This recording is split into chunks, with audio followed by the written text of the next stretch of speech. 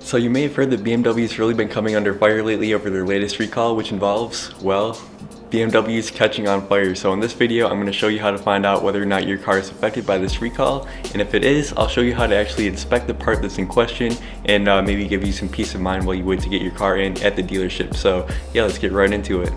So this recall involves the wiring for the blower motor for the heat and the air conditioning, and it's not really that big of a surprise that it's being recalled because this part over time has been known to be a really common failure point on a lot of BMW models. When I first bought my car back in 2014, that was one of the very first parts that I had to replace, and luckily my car didn't catch on fire like some other people's, but basically I went to work in the morning, everything was working fine, and then got in my car after work and the motor had completely seized up, so I had to replace it. So if your car is recalled, they should send you a letter in the mail, but in case you haven't got anything yet, you can always check out their website for your region at any time. So in my case, it's bmwusa.com/safety recall. So you just type in the last 7 digits of your VIN number and it'll list any recalls that are issued for your car. So as you can see, there is one for my car over the blower motor here, and I'll read you exactly what the recall involves. So it says, this recall involves the wiring for the system known as the blower motor that controls airflow for the heating and air conditioning system. Over time, the connection between the wiring and this system could deteriorate and in rare cases lead to overheating. If overheating occurs, this could further lead to a short circuit or melting at the connection. In extremely rare cases, this could lead to a fire. The remedy is not yet available. The wiring will be inspected and a new part will be installed. Additional components will be replaced if necessary as determined at the time of repair. So from what I understand, the chances of your car actually catching on fire as a result of this are extremely rare. There have only been a few reported cases of this happening, but definitely want to have this part checked out and make sure that your car doesn't just completely burn to the ground. So I'm going to show you how to inspect the actual part. It's located inside the glove box. Yeah, let's check it out.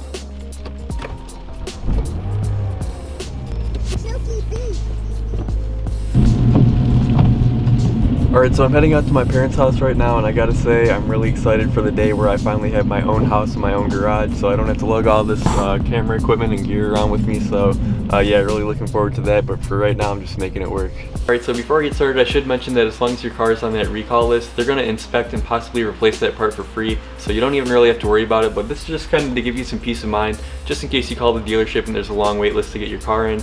This will let you know immediately whether it's really an issue or not. So all you need to take this apart is a T20 Torx screwdriver, and you don't have to worry about the glove box or anything. Underneath here in the footwell, there's just a couple of screws that you have to take out, and then the motor will be right there. So yeah, let's take it apart.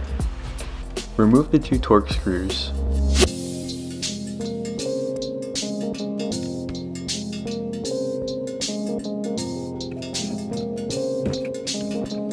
Once you disconnect the footwell light, this whole plastic cover will just come right off.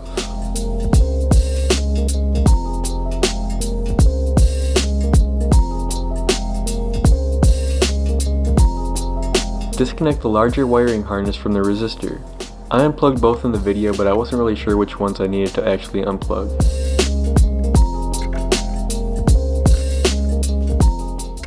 Pull down the tab on the side of the motor to unlock it, and then turn the whole motor clockwise to release it. It took quite a bit of wiggling to get it out, but eventually I got it.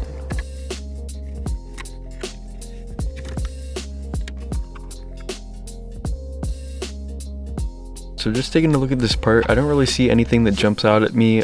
As according to that document from BMW, there could be signs of melted plastic or burned plastic. They said one of the things is if you ever smell burning plastic in the vents or you see smoke coming out, that's a sign that you've got a serious problem. But like I said, this part was installed only 3 years ago, so it's fairly new.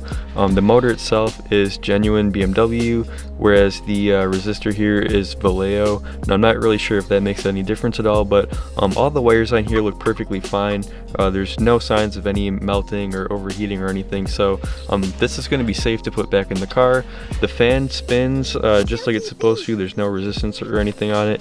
If you look really close down in here, you'll see that on the very center part of the motor here, if it'll focus, there's a little bit of corrosion on there, but nothing that's actually slowing the fan down or making it not function properly. But possibly if I go to BMW with this recall, maybe they'll just give me a new motor and everything anyway, and then I'll just have a fresh one in the car and I won't even have to worry about it. So I'm going to go ahead and reinstall this Alright, thank you so much for watching. As always, if you enjoyed the video, you found it helpful, please just give me a big thumbs up. I really appreciate that. And you guys can do me a huge favor and just share this video with anyone you know who has a BMW. That way they can go on and see if their car is affected by the recall as well. And again, thanks for watching, and I'll see you guys in the next one.